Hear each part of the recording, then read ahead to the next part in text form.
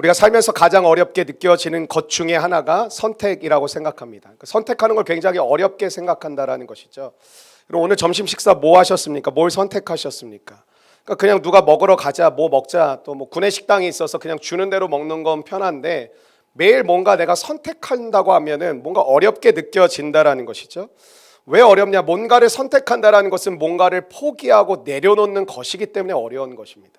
그러니까 뭔가 내게 새롭게 주신 것을 선택하는 건 어렵지 않지만 그걸 선택하기 위해서 내가 기존에 가지고 있었던 것들을 내려놓고 포기해야 하는 것이 참으로 어렵게 느껴지기 때문에 선택이라는 게 어렵게 느껴진다라는 것이죠. 근데 선택을 할 수 있게 만드는 가장 큰 힘은 뭐냐면 사랑이라고 생각합니다. 우리가 사랑이라는 이유가 생겨버리면 어떤 어려운 처지와 환경과 상황 속에서도 우리가 선택할 수 있는 힘이 생긴다라는 것이죠. 아무리 어렵게 보이는 일들일지라도 우리가 사랑이라는 이유가 생기면 그것을 과감하게 선택할 수 있는 일들을 아마 경험해 보셨을 거라고 생각이 되어집니다. 뭐 뉴스에서 이런 거 들어보시지 않았습니까? 화재 현장에서 아빠가 나왔는데 아직 자녀가 그 불구덩이에서 나오지 못했다면 아무리 말려도 그 아버지는 자녀를 구한다고 들어가는 것이죠. 왜 그런 무모한 선택을 하겠습니까? 그게 사랑이기 때문에 그렇지 않겠습니까? 또한 그 화재 현장에 돈을 너무 사랑하는 사람은 돈 때문에 불 속으로 들어갈 수도 있을 것이라고 생각이 되어집니다. 좀 허무한 기사이자 안타까운 기사였는데 어떤 낚시를 좋아하는 분이 낚시를 이렇게 하고 있었는데 저수지에서 근데 이제 낚싯대를 여러 개 놓고 낚시를 하다 보니까 이 물고기가 대어가 잡혔는지 이 물고기가 이거 했는데 알아차리지 못해가지고 낚싯대를 끌고 들어가 버린 거예요. 그러니까 저수지에 낚싯대가 빨려 들어간 걸 보고 가장 아끼는 낚싯대다 보니까 이 남성분이 그냥 저수지에 뛰어들어 버린 거예요. 근데 이 낚싯대 내가 가장 소중히 여기는 거니까 이거 내가 이거 이렇게 되면 잃어버리면 안 된다 그래서 들어갔다가 시체로 나왔습니다. 우리가 듣기에는 낚시를 좋아하지 않는 사람들 입장에는 참 말도 안 되고 이상한 이야기처럼 들릴지 모르겠지만 그분에게는 그게 너무나도 사랑스러운 거라는 거죠. 참 좋아하는 거기 때문에 그러한 무모한 일을 저질렀다라는 것입니다. 지금도 아마 여러분에게 여러분의 남편이 아내가 여러분의 자녀가 여러분의 주변에 있는 사람들이 왜 그걸 꼭 그렇게 하냐라고 묻는 분들이 있겠지만 아마 여러분 안에 있는 대답은 내가 이걸 좋아하고 내가 이걸 사랑하기 때문에 한다라는 대답을 하겠죠. 물론 그 안에서 우리가 찾아오는 갈등과 어려움이 있다라고 생각이 되어집니다. 여러분의 인생 가운데 지금 힘든 결정과 갈등 속에 놓여 계신 분들이 계실 텐데 힘든 결정을 해야 되고 힘든 이 갈등 상황 속에서 우리가 선택이 잘 안 되는 이유는 사랑의 부분을 한번 점검해 보셔야 됩니다. 내가 사랑하는 것이 무엇인지에 따라서 우리를 결정하게 만들고 선택하게 만든다라는 것이죠. 여러분이 무엇을 조금 더 사랑하느냐에 따라서 어느 방향으로 여러분을 인도해 간다라는 것입니다. 그래서 오늘 우리는 내가 이거를 해 마라, 내가 결정하는 것 같고 내가 선택하는 것 같지만 내 안에 어떤 것을 더 사랑하고 무엇을 더 사랑하고 누구를 더 사랑하느냐에 따라서 선택과 결정은 따라오게 된다라는 것이죠. 사랑은 그래서 때로는 대단한 포기도 할 수 있게 만들고 사랑의 능력이 대단한 게 엄청난 헌신도 하게 만들고 내려놓음도 가능하고 우리 인생을 이끄는 강력한 힘이 있습니다. 목회도 마찬가지고 우리 교회 리더십들도 마찬가지죠. 뭐 똑같이 직장 다니고 공부하고 바빠 죽겠는데 뭐 신방도 하고 사람도 챙기고 교회 잘 나오지 않는 인간들 막 계속 뭐 연락해도 답장도 없고 이런 사람들한테 계속 내가 언제까지 해야 되나 이런 마음이 들죠. 근데 우리는 항상 이게 한계가 있는 사람과 한계가 없는 사람의 특징은 딱 하나입니다.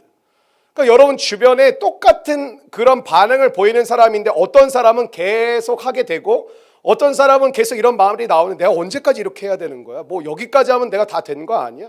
뭐 더 이상 어떻게 배려를 하라는 거야? 목사님 언제까지 이걸 뭐 나보고 더 하라는 거야? 이런 마음이 드는 차이가 뭘까요? 누군가는 되는데 누군가는 안 되는 이유가 뭘까요? 사랑과 사랑하지 않음의 차이입니다. 그러니까 여러분이 너무나도 사랑하면 하지 말라고 뜯어 말려도 하는 것이죠. 가서 만나고 또 물어보고 관계를 갖고 나아가지만 사랑이 식고 사랑이 없다면 내가 할 만큼을 내가 결정한 다음에 이 정도 했는데 나는 할 말이 많다. 나 이 정도 했는데 반응이 없고 저런 모습과 저런 태도로 나오는데 내가 더 어떻게 합니까? 이런 모습으로 나오는 것이죠. 그러니까 여러분 안에 사랑이 헌신이 안 되는 게 아니고 이 내려놓음이 안 되는 게 아니고 포기가 안 되는 것이 아니라 사랑이 안 되기 때문에 포기도 안 되고 헌신도 안 되고 사실 내려놓음도 불가능해지게 되는 것입니다. 오늘도 우리 안에 하나님께서 불붙는 사랑을 주셔서 우리 안에 꼭 붙들어야 될 것을 붙들고 내려놓아야 될 것을 내려놓게 되는, 내가 하나님이 선택하라고 하신 것을 선택할 수 있게 되고, 하나님이 이건 내려놓고 버려야 되는 건 버릴 수 있는 복된 밤이 되시기를 주의 이름으로 축원합니다.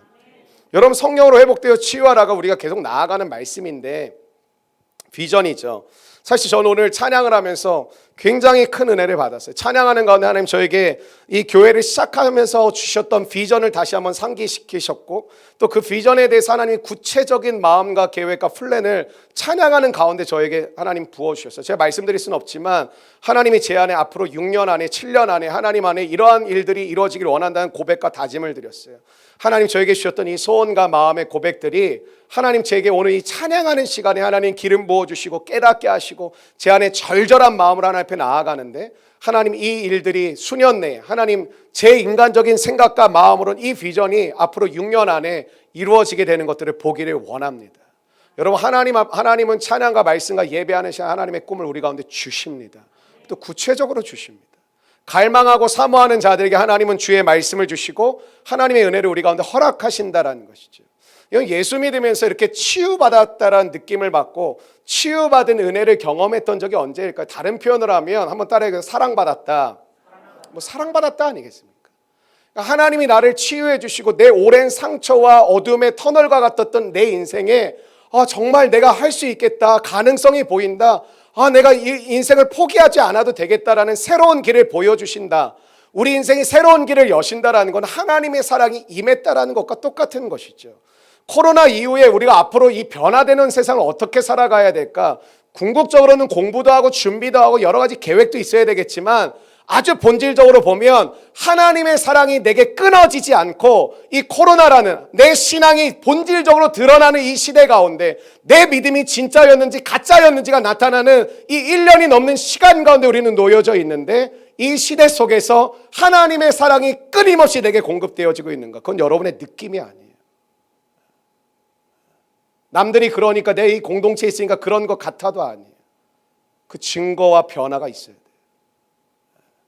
많은 사람들이 내가 그냥 이렇게 하고 있으니까, 같이 묻어가고 있으니까 그렇다고 생각하는데, 하나님의 사랑이 내게 임하고 내게 치유와 회복의 역사가 일어나는 거 어떻게 할 수 있냐? 반드시 변화와 하나님의 사랑의 역사가 나타나야 될 줄로 믿습니다.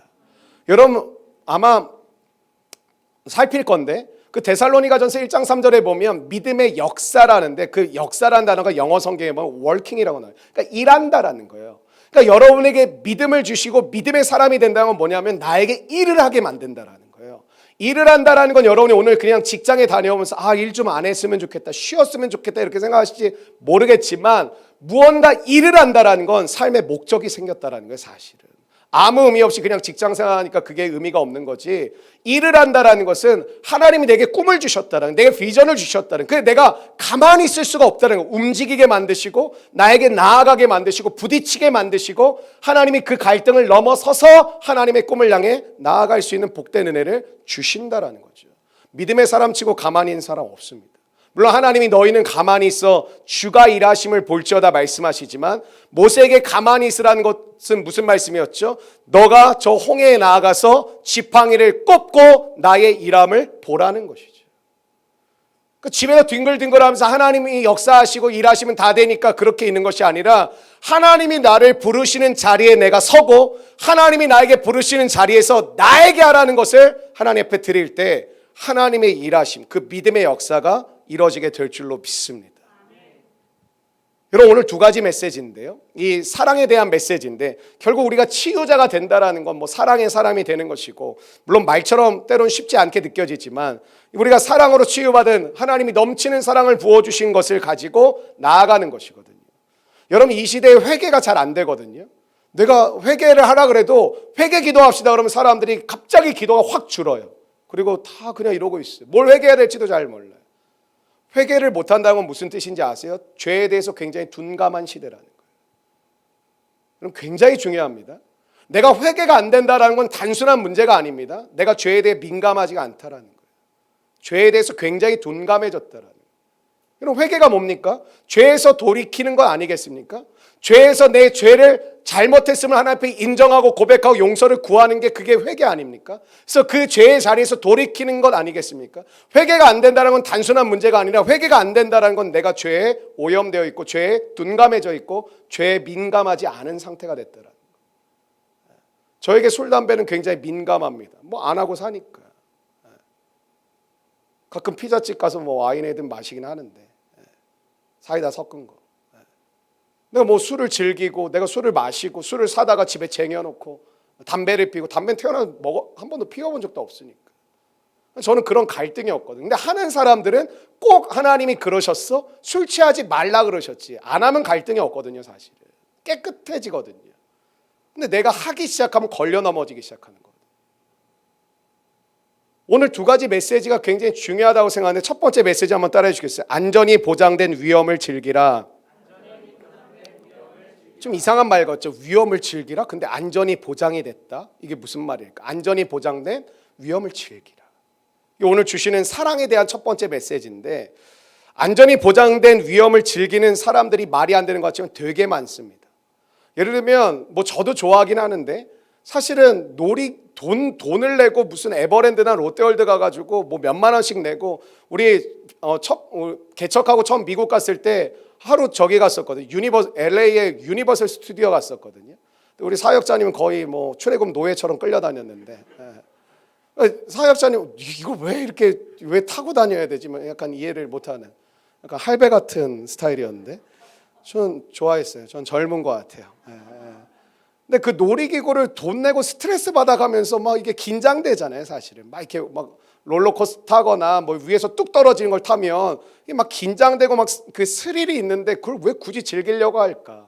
저도 안 해봤는데 패러글라이딩 사실 저도 한번 해보고 싶고 번지 점프도 한번 뛰어내려보고 싶고 스트레스가 많은지 이게 해보고 싶은데 근데 신기하잖아요. 누가 공짜로 하라는 것도 아니고 거저 태워주는 것도 아니고 우리가 비싼 돈을 내가면서 자유용권을 막 끊고 티켓을 끊어가지고 막 그거를 타면서 막 소리 지르고 눈 하나도 안 떠놓고 막 재밌다고 하고 거짓말하고 막 그런 일들이 벌어지는데 근데 이게 학자들이 연구해 보니까 그럴 만한 이유가 있다라는 거예요. 그러니까 여러분들이 이 스릴을 느낄 때 특별히 이제 뭐 예를 들면 그냥 놀이기구로 예를 들면 놀이기구를 탈 때 스릴을 느끼잖아요. 그 스릴을 느낄 때 몸에서 아드레날린이 나오는데 그 아드레날린은 우리가 사랑을 할 때 느끼는 아드레날린과 똑같은 게 나온다라는 거예요. 그러니까 모태솔로들이 많이 가서 타는 거예요, 사실은. 사랑을 거기 가서 느끼는 거예요. 아! 하면서. 근데 왜냐하면 뇌는 그걸 분별을 못 한대요. 그러니까 우리가 그게 꼭 썩 기분 나빠하지 않는 이유가 우리가 뭔가 굉장히 사랑을 할 때 그 나오는 우리 안에 나오는 호르몬 아드레날린이 우리가 롤러코스터 타거나 이런 스릴을 느낄 때 하는 거랑 똑같은 게 나오는데 사실 틀린 거죠. 엄연히 얘기하면. 근데 뇌는 그거를 구별을 못 한다라는 거예요. 그걸 좋아한다라는 거예요. 여러분 놀이기구의 특징이 뭡니까? 사실 우리가 한번 다 같이 한번 타러 갈까요? 저기 월미도 바이킹 한번 타러 갈까요? 안전바가 여기까지 올라와요. 그리고 저 한번 탔었거든요. 태어나서 거기 가서 딱 한번 탔는데 남자 넷이 가서 탔는데 4명만 탔어요. 바이킹에 4명을 탔는데 출발을 시키더라고요. 근데 그분이 그 월미도가 되게 사악하거든요. 이 기사가 되게 이렇게 보통 다른 데는 친절하고 막 이러잖아요. 거긴 그렇지도 않아요. 그리고 뭐 안전바 확인도 대충 이렇게 뭐 한 손가락으로 들어보고 그냥 가요. 안전바 이렇게 들리거든요. 그런데 그분이 우리 남자 4명 타니까 아주 신이 났어요, 이분이. 그랬더니 몇 번 왔다 갔다 하면서 쭉 올라가니까 이분이 마이크로 뭐라면 밥 먹고 올게요. 그러고 가버렸어요. 20분을 탔어요. 근데 여러분 놀이기구를 생각해보면 굉장히 위험한 거예요. 사고가 안 난다라는 믿음이 있어서 그렇지 굉장히 위험한 거 아니겠어요? 이게 만약 뚝 떨어지거나 뭐 그런 사고가 벌어지면 굉장히 끔찍한 일이겠죠. 근데 동시에 근데 굉장히 안전한 거예요. 위험하다고 느끼지만 사실 위험한 놀이기구 때문에 굉장히 안전관리를 열심히 하는 것이죠. 그러니까 안전한 건데 또 거꾸로 하면 위험한 거예요. 여러분 근데 우리 신앙생활이 저는 마찬가지라고 생각해요. 하나님이 우리와 함께 하시기 때문에 그 어떤 삶보다 안전한 삶이에요. 근데 안 믿는 사람이 봤을 땐 이것보다 위험한 삶이 없어요. 예를 들면 미래에 대한 계획도 잘 안 하는 것들. 너 어떻게 할 거야? 하나님이 인도하시는 대로. 그러니까 안 믿는 사람들 입장에서는 그렇게 무모한 짓을 하는 게 없는 거예요, 사실은. 새로운 길을 향해 나아간다는데 어디로 가는지 정확하게 자기가 정하지도 못하고 하나님이 인도하신 대로 간다고 하니까 저거 이상한 사람 아닌가. 저거 너무 무대 보고 준비가 안 된 거 아닌가라는 생각이 사실 안 믿는 사람들은 드는 거죠. 그러니까 믿지 않는 사람과 믿는 사람이 같이 연합이 잘 안 되는 이유가 뭐냐면 두 가지 때문이거든요. 하나님을 믿으면 두 가지가 바뀌어요. 세계관이 바뀌고 가치관이 바뀌거든요. 세계관과 가치관이 틀어져 이게 바뀌어버리니까 믿지 않는 사람은 봐야 믿거든요. 근데 우리는 뭐예요? 보지 않는 것을 믿어요. 말씀을 믿어요, 그냥. 그러니까 우리가 다음 주 월요일부터 우리가 2차 기도의 승부 집회가 주제가 믿음으로 아닙니까? 한번 따라해 주시죠. 믿음으로. 참석하시는 게 여러분에게 아마 유익하실 거예요. 우리가 신앙생활 한다는 건 굉장히 사실 여러분이 지금 담대하게 하고 계셔서 되게 위험한 거예요. 새로운 길로 향해 나아가는 거죠. 마귀와 여러분 정면 충돌해요. 왜? 마귀와 같은 방향을 보고 있었던 나의 삶이었는데 하나님의 자녀가 되었던 건 뭐예요? 마귀와 충돌하는 삶을 살게 된다는 거거든요. 그러니까 마귀가 여러분들 가만 놔두겠어요? 위험한 거죠. 사실 우리는 마귀를 대적하며 나아가니까 그렇지 사실 이거 생각해보면 되게 위험한 거예요. 안 믿는 사람들 입장에서 이거보다 위험한 삶이 없어요. 그래 믿음을 갖기가 두려운 게 믿음을 가지면 더 확실해져야 된다고 생각이 일반적으로 생각이 되는데 그냥 이게 겉돌면 불확실하게 느껴지는 거예요. 그래서 여러분 시험 때 교회를 빠졌던 거예요. 왜? 시험 점수가 더 확실하다고 생각하니까. 여러분이 삶에 중요한 일들이 벌어지면 주일 예배고 뭐고 다 떠나는 기도의 자리고 말씀의 자리로 떠나는 왜? 그게 더 확실하다고 생각하는 그렇지 않습니까? 직장과 교회가 올리면 직장을 가야지 뭐 교회만 가고 사나? 왜 그럴까요? 그게 더 확실하다고 생각되어지거든요. 눈에 보이고 내 손에 잡히니까. 하나님 나 좋고 하나님 나 믿지만 보이지 않는 하나님의 한계를 본인이 느끼는 거예요. 그러니까 우리는 이 싸움을 하는 것이죠. 여러분 신앙생활은 롤러코스터 같은 타는 것과 같습니다. 안전해요. 그런데 보기에는 위험해 보여요. 여러분의 삶이 때로는 요동하는 게 그런 거 아니겠습니까? 하나님을 믿고 나아가기는 하는데 믿고 나아가려고 뭐 이번 주중에도 보니까 막 와서 기도하고 막 그런 분들도 계시고 막 여러 가지 애를 쓰고 주 앞에 나아가는데 때로는 마음의 위험함을 느끼는 거예요. 그게 믿음 없음이 아닙니다. 우리는 그렇게 느낄 수 있어요. 그래서 여러분이 믿는 믿음의 대상이 분명하셔야 돼요. 35절 말씀 다시 한번 읽어보실까요? 오늘 본문 35절 말씀입니다. 시작. 누가 우리를 그리스도의 사랑에서 끊으리요?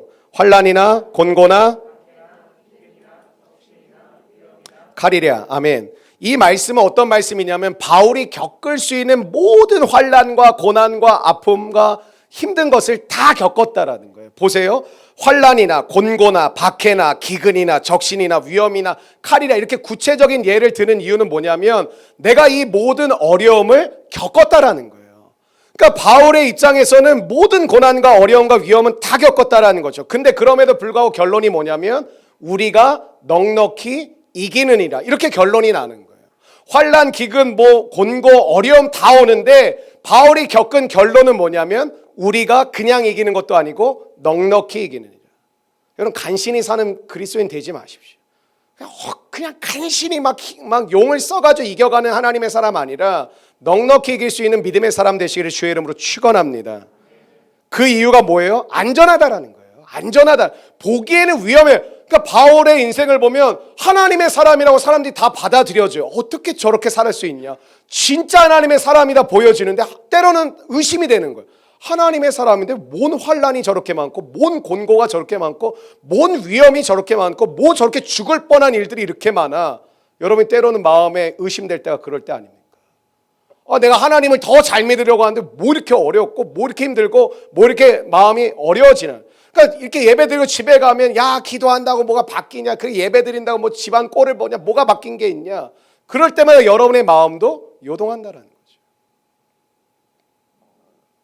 그러므로 위험에 초점을 맞추는 게 아니에요.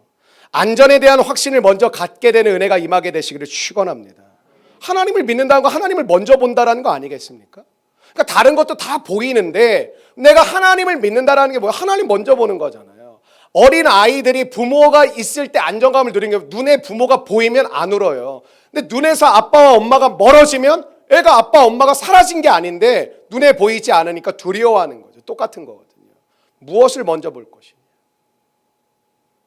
그러니까 안전에 대한 확신을 갖는 것이 위험조차도 즐길 수 있도록 우리를 만들어 주신다라는 것이죠. 그러니까 보기에는 되게 위험해 보이는 삶인데 사실 들어가 보면 저것만큼 안전한 삶이 사실은 없다라는 거예요. 하나님이 제게 주시고 있는 비전은 뭐냐면, 여러분에게 말씀을 나눌 수는 없지만 주시는 비전은 그 무엇보다 위험해 보이는 비전을 주세요, 사실은. 근데 내가 그거를 위해서 막 기도가 나온다는 게 저도 신기해요. 왜 그럴까요? 하나님을 보니까 그게 이루어진다라 그 정도의 믿음이 아니라 그게 안전하다라는 느낌을 받기 때문에 나아가는 것이죠. 그러니까 맨날 여러분 매주마다 그냥 직장에서 물론 힘드시겠죠. 공부하다 어려움이 있고 비전을 준비하다 부딪힘이 있겠죠. 근데 매주 똑같이 하실 거예요. 매주 그냥 간신히 그냥 패잔병의 모습으로 그냥 와서 은혜 받으면 조금 나아진 모습으로 돌아가고, 또 막 이러고 있다가 또 와서 은혜 조금 받으면 그냥 견딜 수 있는 정도로 돌아가. 언제쯤 여러분 넉넉히 이기시겠습니까? 성경은 우리에게 넉넉히 이긴다고 얘기해요. 그냥 평안하다가 아니에요. 바울을 본 환난, 곤고, 적신, 위험, 칼, 모든 어려움이 나에게 오지만 내가 넉넉히 이긴다라. 이게 진짜 믿음 아니겠습니까? 뭐 상황 다 괜찮고 뭐 다 잘 풀리고 그럴 때 마음의 평안을 못 얻으면 그건 뭐 진짜 소망이 없는 인생이죠. 근데 뭐예요? 믿음의 능력은 환난, 곤고, 위험, 적신, 칼의 위협에서도 우리의 마음을 지키시는 하나님으로 인하여 안전함을 누릴 수 있는, 그래서 위험을 즐길 수 있는 복된 삶이 되는 줄로 믿습니다. 이거 조금 더 구체적으로 한번 살펴볼까요? 바울의 삶을. 고린도후서 11장 23절부터 27절 좀 길지만 여러분 잘 눈으로 따라와 보세요. 제가 읽어드릴게요. 그들이, 이게 바울의 고백입니다. 그리스도의 일꾼이냐 정신없는 말을 하거니와 나는 더욱 그러하도다. 그러니까 바울은 정체성이 좀 분명히, 이게 잘난 척하는 게 아니라 나 하나님의 일꾼이야. 나 하나님의 사람이야. 여러분 저는 이 고백은 담대하고 정확하게 고백해야 되지. 뭐 저 교회 다니죠. 저 교회 다. 이런 식으로 고백하라고 우리에게 주신 하나님의 십자가 은혜가 아니라는 것입니다. 23절이 이렇습니다. 내가 수고를 넘치도록 하고, 자기 스스로 얘기해요. 내가 수고를 넘치도록 하고 있고 옥에 갇히기도 더 많이 하고 매도 수없이 많고. 근데 여러분 이게 믿음의 삶을 살고 싶은 우리의 삶의 모습이 이런 것이라면 사실 우리의 예상과 좀 다른 것이죠. 여러 번 죽을 뻔했어요.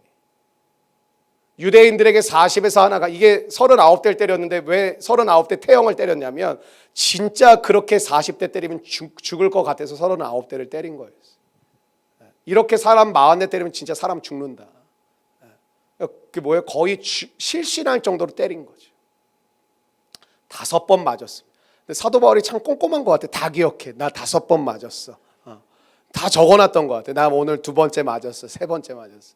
이거 어떻게 다 기억하지? 3번 태장으로 맞고, 한 번 돌로 맞고, 한 번은 돌로 맞았고, 3번은 태장으로 맞았고, 또 3번 배가 파선하고, 일주야를 깊은 바다에서 지냈으며, 여러 번 여행하면서 이 전도 여행을 했죠. 강의 위험과, 아니 하나님의 이게 말씀이 바뀌어요. 강의 평안과 위험에서의 평안, 이렇게 바뀌어야 되는 거 아니에요? 이런 단어가 나와야 되는 게 맞습니까? 강도의 위험과 동족의 위험과 이방인의 위험과 시내의 위험과 광야의 위험과 바다의 위험과 거짓 형제 중의 위험을 당하고 예상하지 못했다라는 거죠. 또 수고하며 애쓰고, 그럼에도 또 수고하고 애쓰고 여러 번 자지 못하고 줄이며 목마르고 여러 번 굶고 춥고 헐벗었노라. 아니 하나님, 목사님 무엇을 먹을까 무엇을 마실까 무엇을, 이건 책임져 주신다면서요. 이런 상황을 겪으면 누구라도 이 정도면 됐다. 진짜 나 헌신할 만큼 했다. 진짜 나 수고할 만큼은 한 것 같다. 진짜 부끄럽지는 않다. 이런 고백 나오지 않겠습니까? 그리고 이제 더는 못하겠다. 이거 내려놔도 이상하게 볼 사람이 저는 없을 거라고 생각이 들어요. 내려놔도 이상한 상황이 아니라고 생각이 돼요. 그러나 바울은 절대로 하나님이 맡기신 사명을 포기하지 않아요. 그리고 교회와 영혼들을, 자기가 교회를 개척했잖아요. 계속. 물론 다 계속 한 곳에 상주해서 교회를 목회할 수는 없었지만 자기가 가고 지도자를 계속 세웠죠. 근데 영혼들을 버리지 않았습니다. 남들이 보면 이해가 안 되는 거죠. 저러고도 하나님을 믿고 살고 싶냐? 예를 들면 여러분이 당하는 고난을 보면서 옆에서 이렇게 조롱하고 하는 사람들이 있지. 그러고도 예수 믿고 싶냐? 그러고도 교회를 가고가 싶냐? 야, 난 너가 대단하다 진짜. 이런 상황 속에서도 가고 싶냐? 나 같으면 진짜 그냥 집에 있겠다, 쉬겠다. 여러분, 그래서 고린도후서 11장 23절부터 27절 우리가 마음에 품어야 될 이유가 있어요. 근데 왜 바울이 이렇게 살았냐면 답이 감사하게 그 밑에 나옵니다. 고린도후서 11장 28절에 이렇게 고백하는데요. 고린도후서 11장 28절에 이 외의 일은 고사하고 아직도 날마다 내 속에 눌리는 일이 있으니 곧 모든 교회를 위하여 염려하는 것이라. 그러니까 바울이 이 삶을 왜 계속 지속했냐면 교회를 향한 사랑과 영혼들을 향한 이 염려 때문에 이 일을 놓을 수가 없다라는 것이죠. 뭐 때문에? 왜 선택하냐? 사랑 때문에. 교회를 향한, 주의 교회를 향한 바울의 사랑과 영혼들을 향한 사랑 때문에 바울이 놓고 싶어도 놓을 수가 없다라는 거예요. 여러분, 남들은 더 좋은 조건이, 여러분 생각해보세요. 남들은 더 좋은 조건이 있으면 뭐 약속한 것도 필요 없고 의리도 필요 없고 그것을 그냥 쫓아가지 않습니까? 더 좋은 조건을 준대, 더 좋은 게 생겼대, 그럼 그냥 가지 않습니까? 바울에게는 그런 것들이 선택과 결정에 영향을 주지 못했다라는 거예요. 교회를 염려하고 사랑하는 그 마음 때문에 바울은 선택하고 나아갔다라는 거예요. 오늘 여러분, 다른 핑계를 우리가 얘기하고 다른 조건과 이유를 얘기하지만 사실은 우리가 무엇을 사랑하는가에 따라서 우리는 선택하게 되어져 있어요. 내가 사랑하는 걸 선택하지 미워하는 걸 선택하겠습니까? 안 좋아하는 걸 선택하겠습니까? 그러니까 오늘 저와 여러분이 하나님 앞에 구해야 될 게 있어요. 하나님의 사랑이 내게 충만하게 부어져요. 오늘 본문 35절부터 37절 한번 읽어보실까요? 35절부터 37절까지의 말씀입니다. 시작. 누가 우리를 그리스도의 사랑에서 끊으리요? 환난이나 곤고나 박해나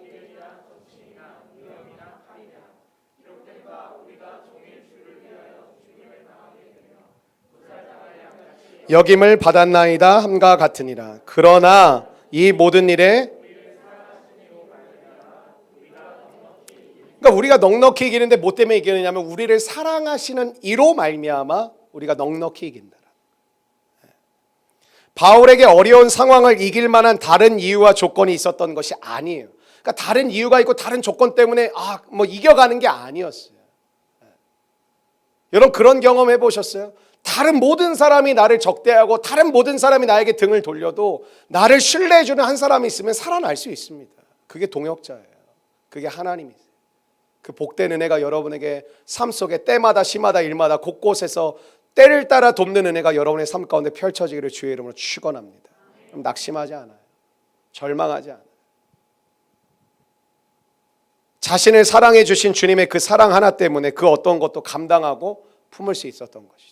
한번 따라해. 어떤 것도 감당하고 품을 수 있습니다. 오늘 본문 38절과 39절의 말씀을 읽겠습니다. 38절과 39절의 말씀입니다. 시작.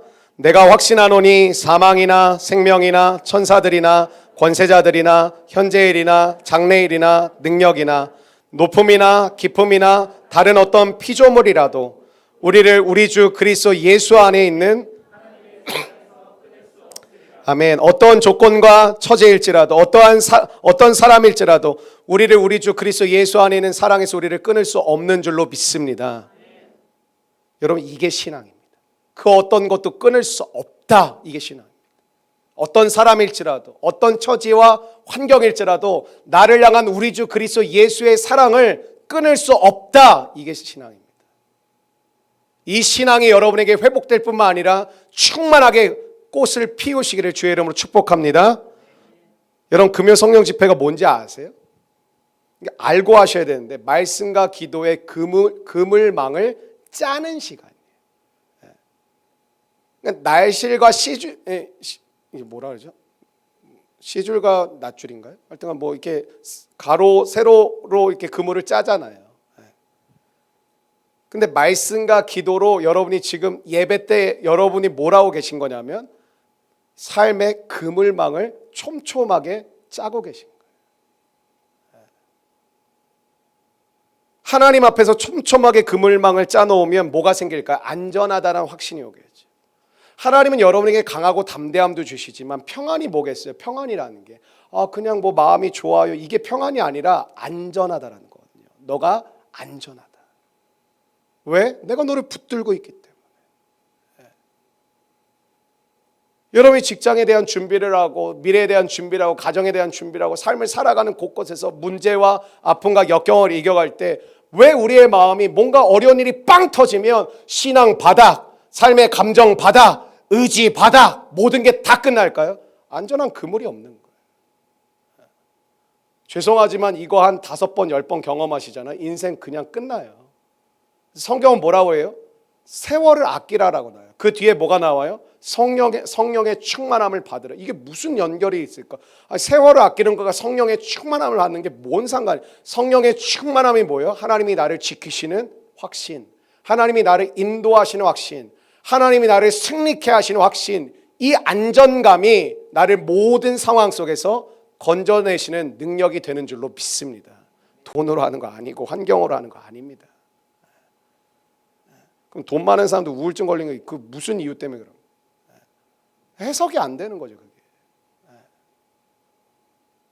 사지 멀쩡하고 능력도 있고 하나님 은사도 많이 주셨는데 우울증에 걸리고 그냥 아무 일도 안 하는 사람들 뭘로 설명할 거예요?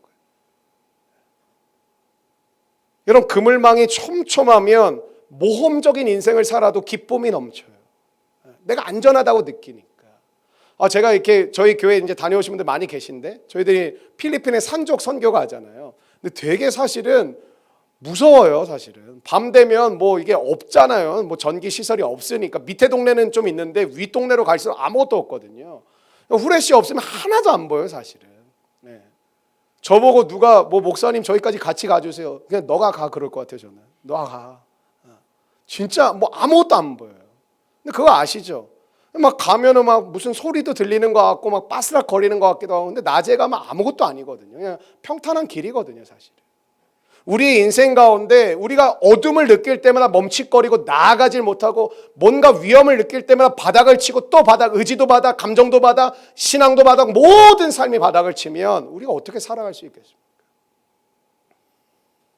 여러분, 매주 제가 몇 번 말씀드렸지만 예배 안 빠지고 전체 출석하는 게 목적이 아니라 여러분이 이 예배를 통하여 촘촘한 그물망을 짜고 있음을 여러분 영적으로 느끼시고 삶의 실제적인 은혜를 누리실 수 있는 복된 삶이 되시기를 축원합니다. 그게 예배자의 능력이에요. 예배자의 능력은 손들고 그냥 찬양하고 은혜 많이 받았습니다, 그거 얘기하는 게 예배자가 아니라 예배 가운데 임재하신 하나님으로 말미암아 나의 실제 삶 가운데 함께 하신 하나님의 섭리와 손길과 은혜를 누려가는 것이 예배자의 복된 삶인 줄로 믿습니다. 그렇기 때문에 뭐가 가능한 거예요? 사명이라는 건 진짜 모험 아닙니까? 하나님이 제게 주신 사명을 생각해 보면 진짜 이거 모험하는 것 같거든요. 교회 개척도 마찬가지였거든요. 이거 완전 모험 아닌가? 안전한 길로 여겨지는 여러 가지 길이 있는데 굳이 내가 이렇게 살아야 될 이유가 있을까? 근데 예배자만이 사명자가 될 수 있는 이유가 예배를 통한 하나님의 임재와 실제를 경험한 사람이 위험해 보이는 그 삶의 길을 하나님을 의지해서 걸어갈 수 있는 담대함과 용기가 있기 때문에 가능한 거예요. 절대 예배자가 안 되는데 사명자로 산다? 그런 분들 되게 많아요. 뭐 예배는 완전 흐트러져 있고 하나님에 대한 감각은 무너져 있는데 뭐 저 주를 위해서 이렇게 살고 싶어요, 뭐 저는 이런 사명을 이루고 싶어요, 그런 거 없습니다. 그건 작심삼일입니다. 몇 발자국 걸어가 또 끝납니다. 예배가 온전히 주님 앞에 세워. 그러니까 하나님 뭐라 그래요? 너희들 사명을 이뤄라 이렇게 얘기하지 않고 아모스 9장에 뭐라 그래요? 다윗의 무너진 장막을 회복하라는 거예요. 그게 뭐예요? 예배의 장막을 회복하라는 거예요.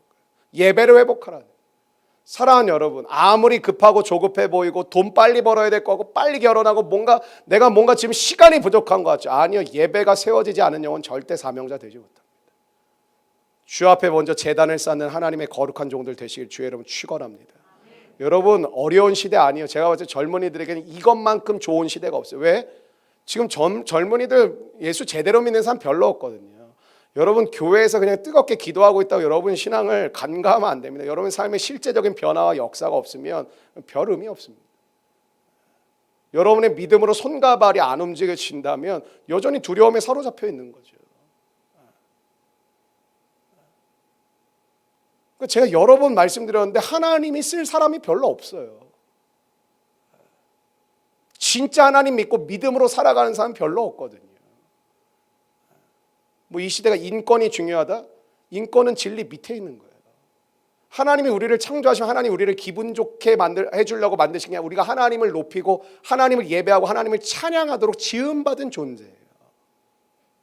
이 진리를 깨닫지 못하면 맨날 신앙생활 해봤자 시험 드는 거죠. 왜 난 안 행복해? 나는 왜?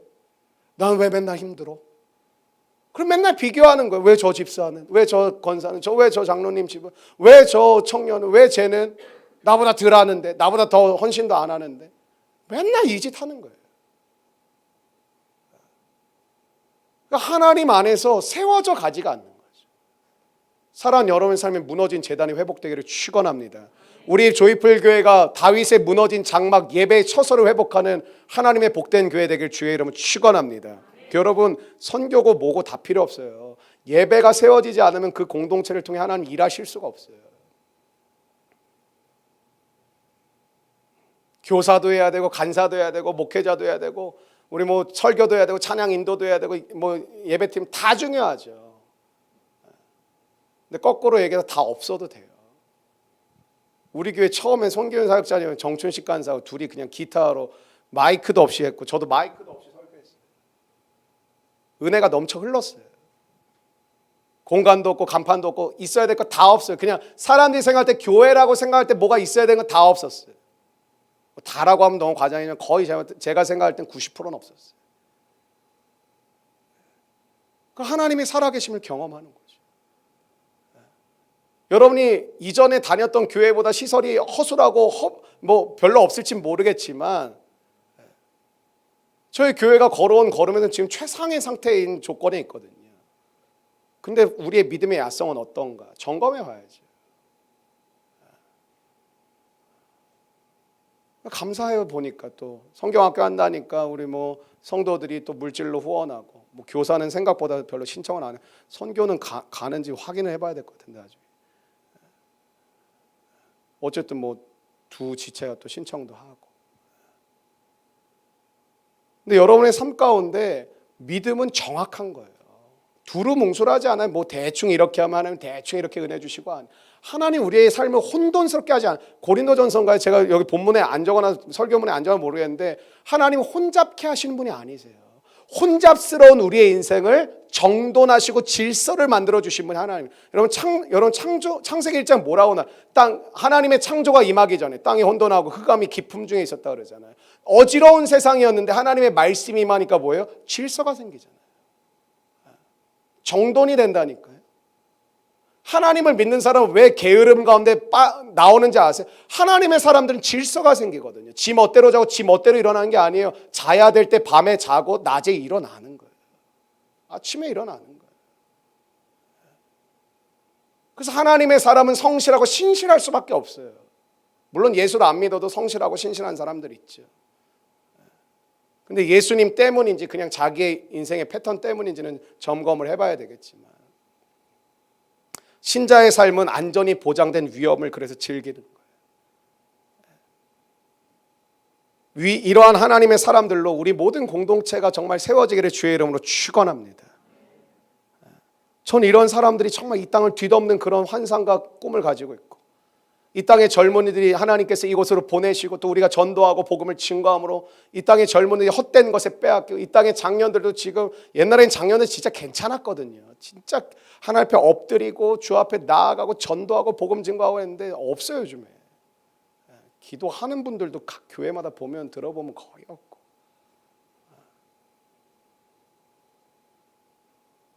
하나님의 은혜 가운데 우리가 일어서야 됩니다. 하나님의 부르심은 명확한 거예요. 지금은 일어나는 거예요. 깨어나는 거예요. 잠에서 깨어나시길 축원합니다. 그럼 죽은 자들이 일어나야 되는 거예요. 여러분을 만나면 사람들이 충격을 받고 변화가 일어나야 되는 거예요. 여러분을 통하여 생명의 소식을 들어야 되고 그들의 삶 가운데 살 길을 발견케 되기를 주의 이름으로 축원합니다. 여러분 우리는 안 믿는 사람이 봤을 땐 굉장히 위험한 삶이에요 사실은. 근데 우리는 안전함을 누리기 때문에 가는 것이죠. 여러분 롤러코스터 탈 때 나 죽을지도 몰라 그러면서 타는 사람 누가 있겠어요? 안전하다고 믿으니까 타지. 번지 점프하는데 이거 끊어질지도 몰라 그럼 누가 떨어지겠어요 거기서? 이거 말도 안 되는 뭐 줄이 나를 잡아줄 거라고 생각하니까 뛰어내리고 뭐 낙하산이 뭐 나를 잡아줄 거라니까 뭐 패러글라이딩도 하고 위에서 점프도 하고 뭐 스카이다이빙도 하는 거지. 하나님 뭐래요? 끊을 수 없다니까. 여러분과 하나님이 연결되어 있는 끈이 있는데 환난과 공고나 적신의 위험 어떤 것도 끊어지지 않는다. 근데 예수를 안 믿으면 뭐냐면 위험하면 인생을 포기해요. 끊어져요. 내 상처가 또 드러나면 끊어져요. 내가 싫어하는 게 또 오면 끊어져요. 또 바닥을 쳐요. 감정, 의지, 삶의 마음, 계획 다 바닥을 또 쳐요. 그게 아니라는 거예요. 전 이 말씀이 우리 공동체 가운데 정말 이루어지고 우리 서로가 보게 되기를 주의 이름으로 축원합니다. 한번 따라해 주세요. 넉넉히 이기느니라. 옆 사람이 축복하시니까 당신은 넉넉히 이기실 것입니다. 두 번째 메시지 한번 따라해 주세요. 합력하여 선을 이루라. 뭐 너무 잘하시는 말씀인데 한번 제가 좀 오늘 해석을 좀 드려보고 싶어요. 로마서 오늘 본문은 아니지만 8장에 28절의 말씀을 한번 자막을 통해서 함께 보시면 8장 28절입니다. 제가 읽어드릴게요. 우리가 알거니와 하나님을 사랑하는 자 곧 그의 뜻대로 부르심을 입은 자들. 그러니까 우리 교회 다니면요 새가족 하면서도 저나 사역자님을 통해서 되게 많이 듣는 얘기가 사실 뭐 새가족 다 이해하는지 모르겠는데 부르심이라는 단어를 되게 많이 얘기하거든요. 사실은 저는 요즘 잘 안 할 때도 있어요. 이해 못할 것 같으면 얘기 안 하고 나중에 이제 기회가 되면 하는데 저나 사역자님 만나면 아마 부르심이라는 단어 엄청 많이 들어요. 왜냐하면 그의 뜻대로 부르심이 시작이거든요. 하나님이 나를 불러주신 게 시작이고 그 부르심을 받은 우리 조이풀 교회가 내가 생각해서 온 것 같죠. 하나님 불러주신 거예요. 그게 공동체예요. 그 마음이 있어야 우리가 하나가 되는 건데 예를 들면 저나 사역자님이나 모든 성도들이 뭐 기분 나쁘면 난 떠날 거야. 난 뭐 안 하면 나 성도들 마음에 안 들면 나도 다른 교회 가면 되지 뭐 나 나이도 젊은데. 하나 되겠어요? 왜 부르심이 아무것도 아닌 것 같지만 부르심이 중요한지 부르심 때문에 하나가 되는 거예요. 하나님이 나를 불러주셨다. 하나님이 나를 한 공동체에 삼아주셨다. 이게 없으면 하나가 안 되죠.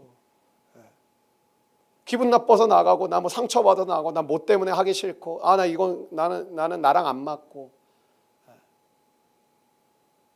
그래서 교회는 사실은 뭐 우리 교회가 어떻게 될지는 모르겠지만 저희가 처음에 이제 시작하면서 300명이 넘으면 무조건 분리개척한다. 왜 그렇게 했냐면 목회자의 손이 꼭 닿아야 될까요? 닿아야 돼요. 왜? 저는 여러분을 목양하는 사람이거든요.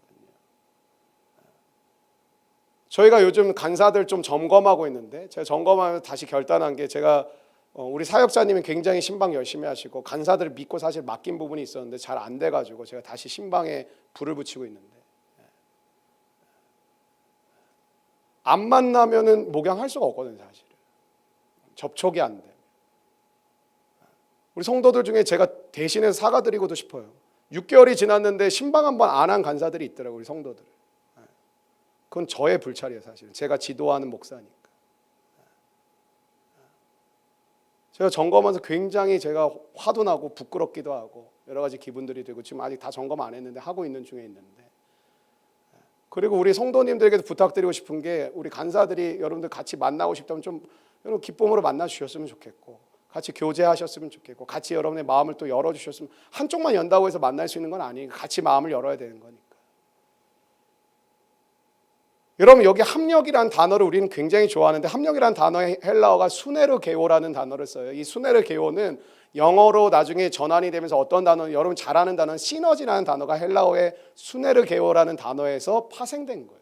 시너지 잘 아시죠? 시너지. 뭐 예를 들면 내가 저 사람과 결혼하면 시너지가 날 것 같아. 난 저 사람이랑 같이 동역하면 엄청 나랑 스타일이 맞고 신앙적 영적인 컬러가 맞아서 시너지가 되게 잘 날 것 같아.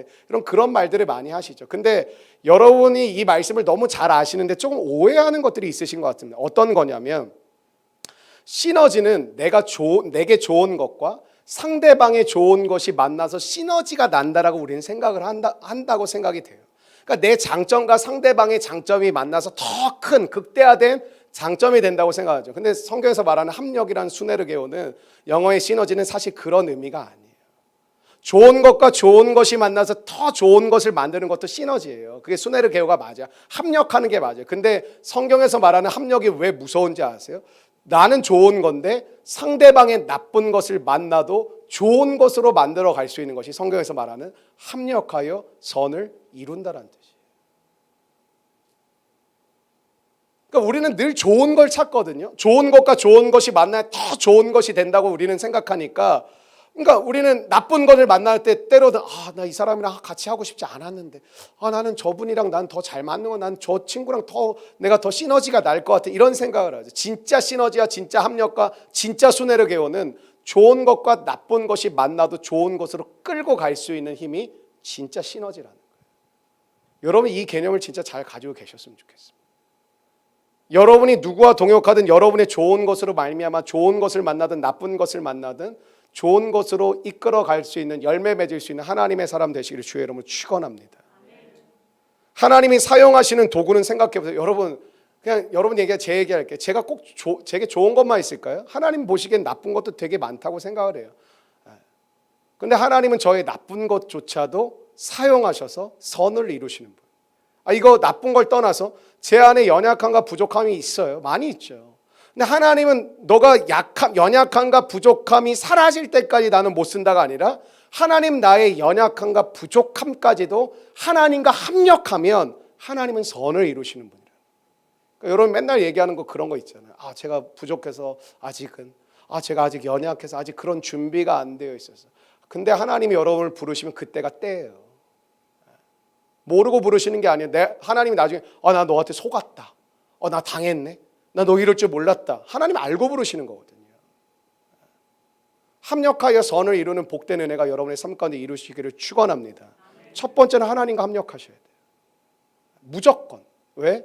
하나님과 합력하면 무조건 선으로 이끄세요. 사람과 사람의 합력은 때로는 실패할 때도 있어요. 넘어질 때도 있고 실수할 때도 있어요. 왜?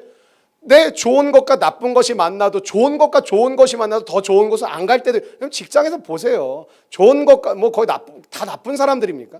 좋은 사람 만나도 일이 잘 안 될 때도 많고, 더군다나 거기다 좋은 것과 나쁜 것이 만났는데 예를 들면 내가 좋은 건 나쁜 사람 만났어요. 근데 그 나쁜 것을 끌고 좋은 데로 끌고 가지 못할 수도 있는 거죠.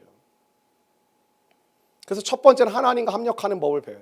사람과 동역자라는 단어 제가 많이 쓰니까 여러분 동역자는 되게 많이 쓰시는데 좋은데, 여러분 동역은 하나님께 먼저 배우고 나서 동역을 하시는 거예요.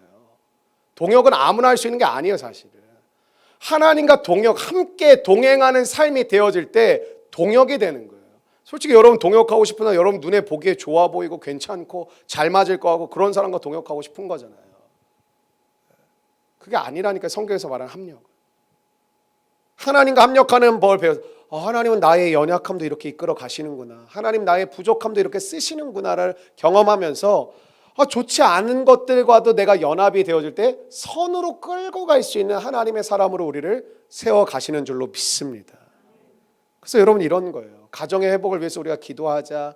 우리가 직장의 회복을 위해 기도하자. 우리가 이 열방을 위해서 기도하자. 이게 들리는 소식과 보여지는 건 다 암울하고 힘들고 어려운 소식들이 너무 많죠.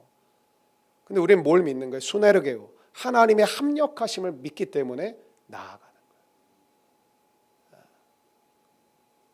오늘 사역자님 거의 1시간가량 좀 대화를 나누고 공동체를 위해서 우리가 뭘 하고 한 주 동안 신방한 사람들 나누면서 또 우리가 어떻게, 사역자님 만만치 않게 지금 많이 하고 계시더라고요. 한 주 동안 3-4명 만나시고 저도 이번 주에 한 2명 만났는데 같이 나누고 듣다 보면 그런 얘기를 하시더라고요. 목사님 진짜 은혜가 없이는 살 수가 없네요. 기도할 제목들이 정말 많아요. 제가 이렇게 답했어요. 잘하고 있어요. 은혜를 구하며 가면 돼요. 끝이에요, 그게. 그리고 뭘 할 수 있겠어요? 은혜를 구하고 가면 되는 거지. 그래서 기도가 왜 중요한지 아세요? 하나님과 합력하는 시간을 배우는 거예요.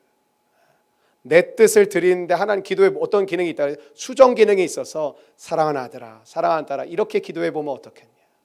너가 먼저 이것을 바라보면 어떻겠니? 야, 그 기도는 참 좋다. 내가 너의 그 고백을 기다렸다. 함께 주의 일을 향해 나아가자. 하나님의 나라를 회복해가자. 그래서 기도는요, 하던 대로만 하시면 안 되고 하나님께 기도하셔야 돼. 하나님 오늘 내 기도를 인도해 주십시오. 그럼 기도도 습관이 생겨가지고 이렇게 하는 식으로 하다가 딱 멈추거든요. 기도는 그렇게 하는 게 아니에요. 하나님, 오늘 하나님과 대화하는 시간을 주님께 맡깁니다. 하나님 저를 인도해 주십시오.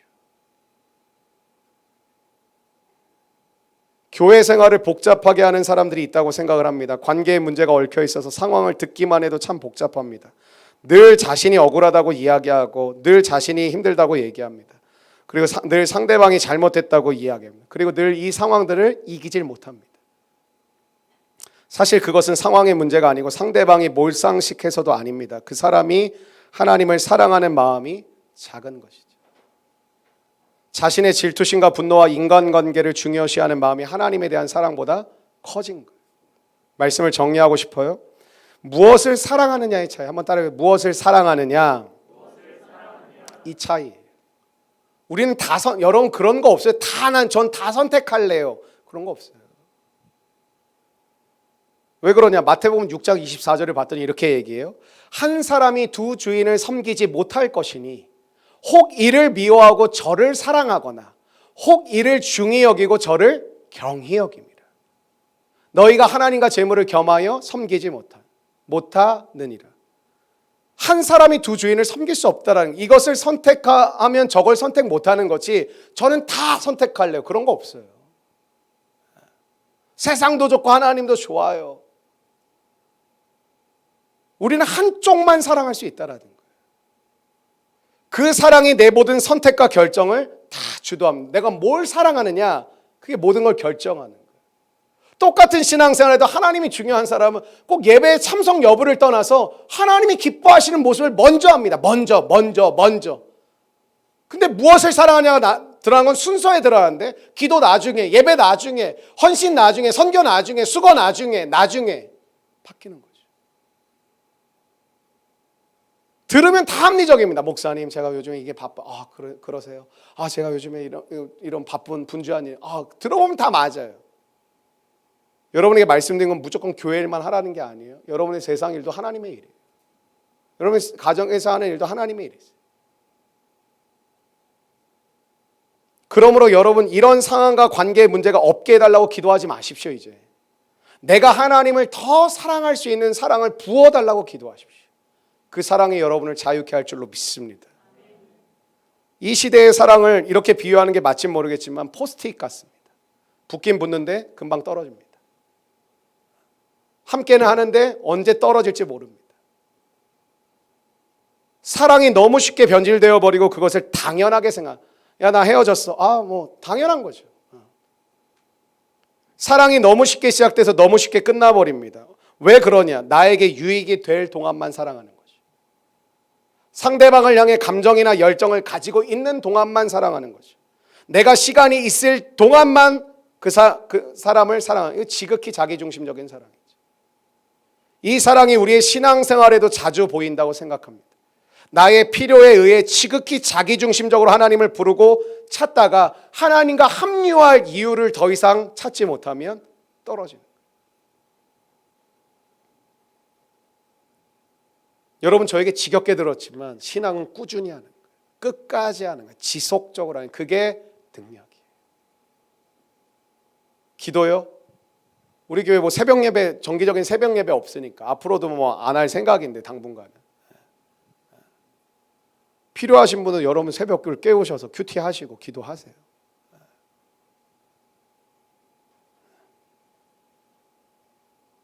특별한 특별하다기보다 우리가 새벽 집회를 하는데, 기도의 승부 집회를 하는데 하나님께 나오고 안 나오고는 굉장히 중요한 것입니다. 여러분의 사랑은 어떤 사랑이에요? 포스트잇 같은 사랑 아니에요. 하나님 필요할 땐 붙어 있다가 쉽게 떨어질 수 있는. 동역자도 좋을 땐 붙어 있다가 쉽게 떨어질 수 있는. 붙긴 붙어 있지만 언제 떨어질지 모르고 쉽게 떨어질 수 있다는 거죠. 그게 이 시대의 사랑의 모습이라고 생각하고, 근데 그 모습이 우리가 하나님을 사랑하는 모습에도 들어와 있다는 거죠. 사도 바울은 사랑 때문에 모든 것을 다 포기하고 하나님과 그 자리를 지켰어요. 근데 사도 바울의 동역자였던 데마라는 사람은 하나님의 일을 하다가 바울을 버리고 떠납니다. 디모데후서 4장 10절에 나오는데, 데마는 이 세상을 사랑하여 바울이죠. 자기 자신이니까. 나를 버리고 데살로니가로 갔고, 세상을 사랑하면 하나님도 버릴 수 있습니다. 그럼 어떻게 예수님은 3번이나 대놓고 배신한 베드로와의 관계를 회복할 수 있었느냐? 요거를 정리하면 오늘 좀 정리가 싹 될 것 같아요. 합력한다는데 배신한 사람까지도 내가 끌어안아야 됩니까?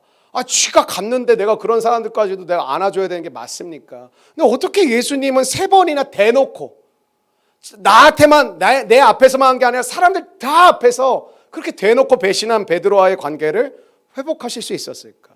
근데 여러분 답은 너무 쉬워요. 사랑하니까 끝이에요. 사랑하니까. 요한복음 21장에 봤더니 베드로가 먼저 찾아와서 용서를 구하는 것도 아니고 예수님 먼저 찾아가셔가지고 물어보신 게 딱 이겁니다. 너 나 사랑하지? 사랑하지? 사랑하지? 끝. 그 베드로의 대답을 들으시고 용서하고 다시 품어주시고. 여러분 우리를 생각해 보세요. 나 죄인이에요. 연약해요. 하나님과 원수 됐어요. 근데 우리가 어떻게 하나님과 화목을 이룰 수 있습니까? 그것도 답이 단순합니다. 하나님이 우리를 사랑하시니까. 엄청난 이유가 있는 게 아니라 하나님이 우리를 사랑하시니까. 그게 저와 여러분이 잘 알고 있는 요한복음 3장 16절 아니겠습니까? 한번 같이 읽고 오늘 말씀 마무리했으면 좋겠는데요. 3장 16절입니다. 시작. 하나님이 세상을 이처럼 사랑하사 독생자를 주셨으니 이는 그를 믿는 자마다 멸망하지 않고 영생을 얻게 하려 하십니다. 사랑하니까. 하나님이 세상을 이처럼 사랑하사 독생자를 주셨으니. 그럼 우리의 삶의 고백은 사실 단순한 거예요. 왜 그렇게 헌신하세요? 사랑하니까요. 왜 그렇게 참고 용서하세요? 사랑하니까요. 구구절절 나올 필요가 없어요, 사실은. 사랑하니까요. 여러분, 하나님의 손에 붙들릴 때 인생의 부분이 아니라 전체를 보게 하시고 하나님께서 더 이상 악이 아니라 핍박이 아니라 모든 것을 합력하여 선을 이루실 줄로 믿습니다. 좋은 일이 있으면 나쁜 일이 옵니다. 나쁜 일이 있으면 좋은 일도 옵니다. 그래서 어리석은 사람들은 순간에 반응을 하지만 지혜로운 사람은 전체를 놓고 반응한다는 거죠. 오늘 내 기분이 너무 상해서 그냥 다 포기하고 끊어버리고 싶죠. 근데 전체를 생각하는 거죠. 그럼 지혜가 생긴다. 순간에 생각하면 결정이 쉽죠. 그냥 다 필요 없어. 전체를 볼 때 우리의 결정은 바뀌어질 수 있다는 거예요. 선택은 달라질 수 있는 것이죠. 여러분 요셉을 보십시오. 풍년이 있으면 흉년을 대비하는 거예요. 풍년에 취하는 게 아니라 흉년이 올 수도 있음을 알기 때문에 대비하는 것이죠. 막연한 노후 준비를 하라는 게 아닙니다. 인생의 큰 방향, 하나님 앞에 예배자로 서되 사명을 향해 나아갈 때 이 사명을 이루어갈 지혜와 계획이 필요하다는 것이죠. 말씀을 정리하겠습니다. 오늘 2가지 메시지입니다. 사랑하는 여러분, 결국 치유자로 우리가 살아간다는 건 사랑하는 사람 된다라는 건데, 쉽게 얘기하면 왜 예수님으로 우리가 치유가 됐는데 예수님의 사랑 때문에 쉽죠, 사실은. 물론 말처럼 우리가 행한다는 건 아주 쉬운 부분은 아니지만 사실은 답이 복잡하지는 않은 거예요. 하나님이 죄인인 나를 왜 이렇게 해주셨냐? 사랑하니까. 오늘 2가지 메시지입니다. 여러분 우리의 삶은 굉장히 위험해 보일 수 있습니다. 그래서 때로는 두렵습니다. 그리고 옆에서 조롱하고 막 까불고 난리를 치는 인간들이 주변에 깔려 있습니다. 얘 뭐 그렇게 산다고 대나 봐라 막 저주하고. 근데 그거 아세요? 가까운 사람이 꼭 그러지 먼 사람은 그러지 않아요. 근데 여러분 안전하기 때문에 우리는 위험해 보이는 삶도 즐길 수 있음을 믿습니다. 여러분 믿음 안 생기면 내일 다 롯데월드 가가지고 롤러코스터 한 바퀴 타고 오세요. 그것도 믿으시는데 왜 하나님 안 믿으세요? 아니 롯데월드보다 월미도가 좋을 것 같아요. 우리 다 같이 내가 한번 갑시다. 바이킹 한 20분 타고 나면 주여가 절로 나옵니다. 또 하나 모든 것이 합력하여 선을 이루는데 좋은 것과 좋은 것만 얘기하는 게 아니라는 거예요. 이 합력, 수네르게오, 시너지는 좋은 것과 좋은 것으로만. 그래서 천하무적의 믿음이 무서운 게 좋은 것과 좋은 것이 만나면 역사가 일어나는 게 아니라 좋은 것과 연약함이 만나도 선으로 가고 좋은 것과 부족함이 만나도 선으로 갈 수 있고 좋은 것과 심지어 나쁜 것이 만나도 선으로 갈 수 있다는 거예요. 여러분의 부르심이 뭔지 아시겠죠? 여러분 지치셨죠? 나름대로 선하게 살려고 하고 선하게 대접하려고 그러고 선하게 사람들을 존중하려고 하는데 저 인간은 나를 막 짓밟고 막 무시하고 하나님 앞에 저 지쳤어요. 하나님. 잘하셨어요. 근데 여러분 시너지, 이 수네르게 합력을 잘하셔요.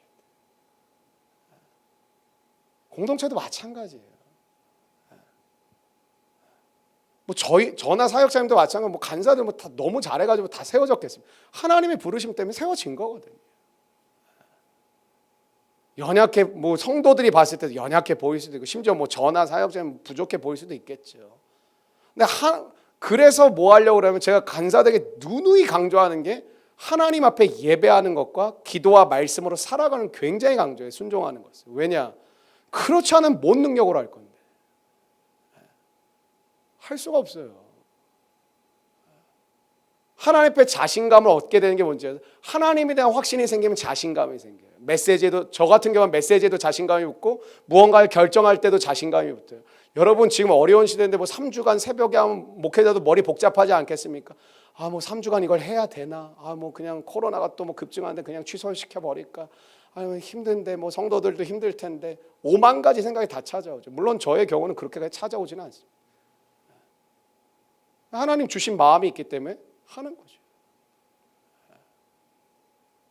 한번 따라해요. 사랑하니까. 옆 사람 한번 보시면 사랑하니까. 내가 참고 있는 거예요. 그런 거예요. 그래서 여러분 공동체와 우리 믿음의 사람들은 하나님의 사랑이 우리 가운데 충만하게 부어져야 돼요. 그게 성령 충만입니다. 성령 충만을 너무 은사적으로만 접근하지 마시고 성령 충만은 하나님의 성품이 임하는 것인데 하나님의 성품이 대표적으로 두 가지 아닙니까? 공의와 사랑. 그러니까 여러분 성령 충만하면 뭐 방언을 하냐 마냐 웃긴 소리예요 사실은.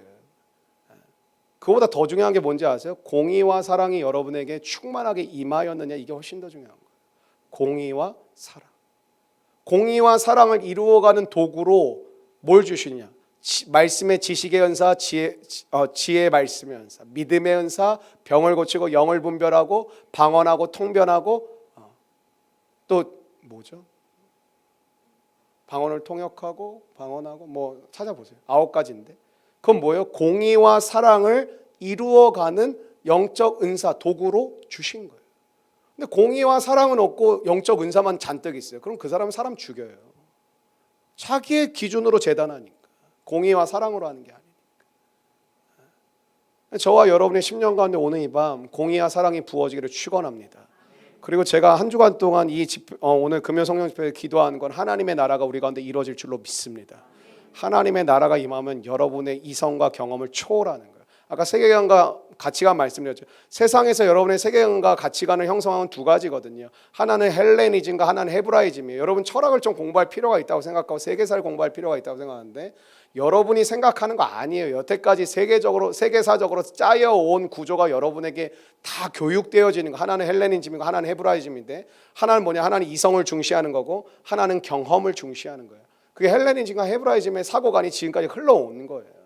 그러니까 여러분이 하나님의 말씀을 안 믿어지는 이유가 뭐예요? 이성적으로 안 믿어진다라는 거예요. 또 하나는 내가 경험적으로 도무지 이해가 안 된다라는 것이죠. 그게 세계관이거든요. 근데 성경의 세계관은 뭐예요? 믿음으로예요. 믿음으로.